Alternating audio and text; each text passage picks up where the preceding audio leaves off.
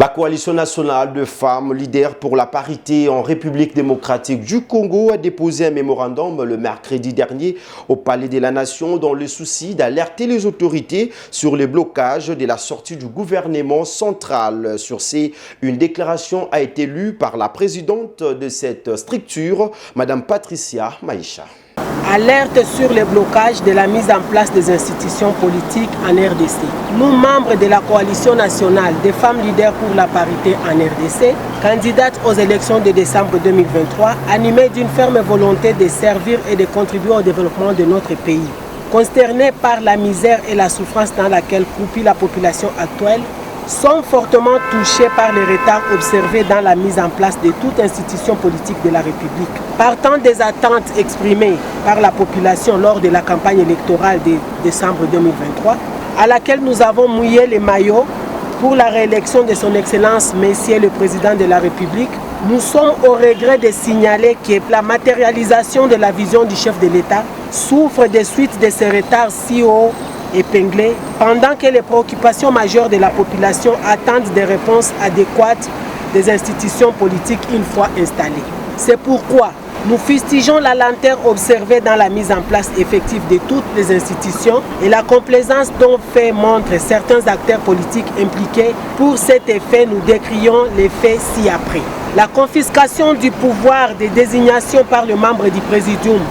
utilisant les pratiques égoïstes pour s'accaparer de tous les postes nominatifs et électifs dans un pays qui compte 450 tribus,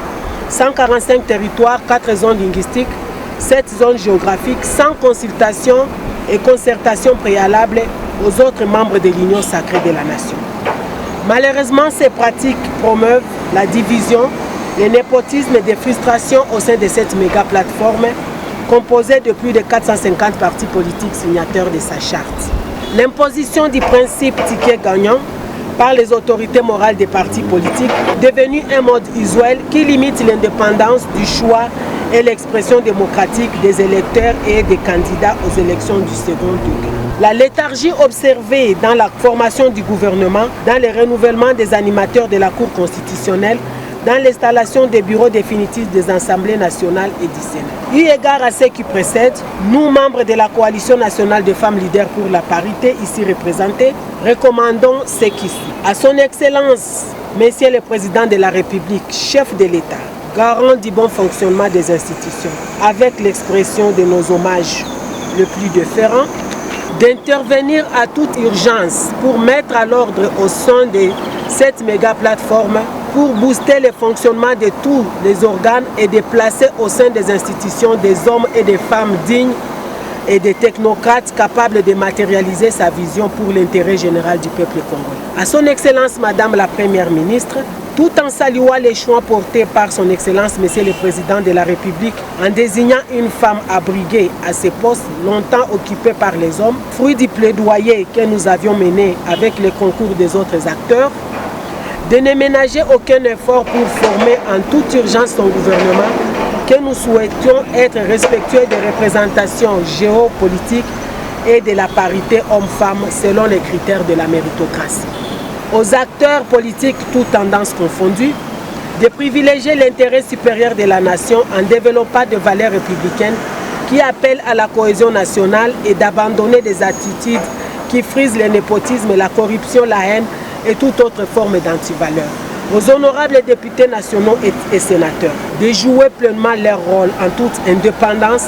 en privilégiant la représentativité géopolitique équitable et paritaire, les poids politiques au sein du Parlement, tout en tenant compte de l'expérience de la méritocratie dans les choix des animateurs, des membres de leurs bureaux respectifs. La République démocratique du Congo étant un patrimoine commun de tous les Congolais et Congolaises, tout ayant les mêmes droits civils et politiques tels que garantis par la Constitution, nous exigeons la prise en compte des valeurs démocratiques et républicaines, gage du développement et du mieux vivre ensemble. Nous saluons ainsi la volonté de la mise en place imminente des animateurs de toutes les institutions politiques pour que ces dernières parviennent à travailler dans le but de soulager la misère de la population et de contribuer à l'essor de notre pays. Ainsi fait à Kinshasa le 15 mai 2024 pour la coalition nationale des femmes leaders pour la parité en République démocratique du Congo.